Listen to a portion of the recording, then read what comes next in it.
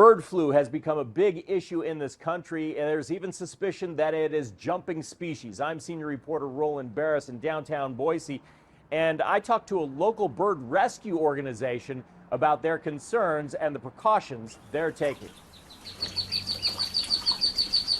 Well, at least their conditions look a little bit better. These tiny residents of the Ruth Melichar Bird Center in Boise are nervous because of an intruding news camera. But they have other reasons to be concerned. It was a nightmare. It was very sad. Never seen anything like that happen at our center before. It was very sad.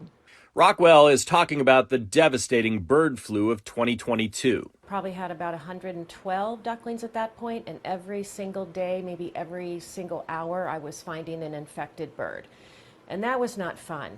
The neurological condition is a death sentence with an ugly ending. Spinning around, spinning of the neck, like of the body spinning around. To prevent spread, the entire flock had to be humanely put down. An awful result for people who spend their days trying to save and care for birds.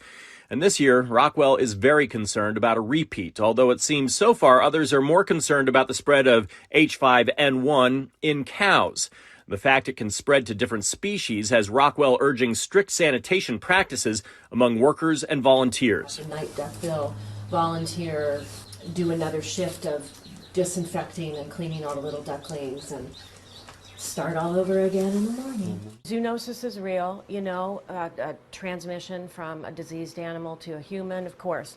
So we always take precautionary. She says anyone who finds an injured bird should not handle it and will be asked if the bird is exhibiting signs of bird flu.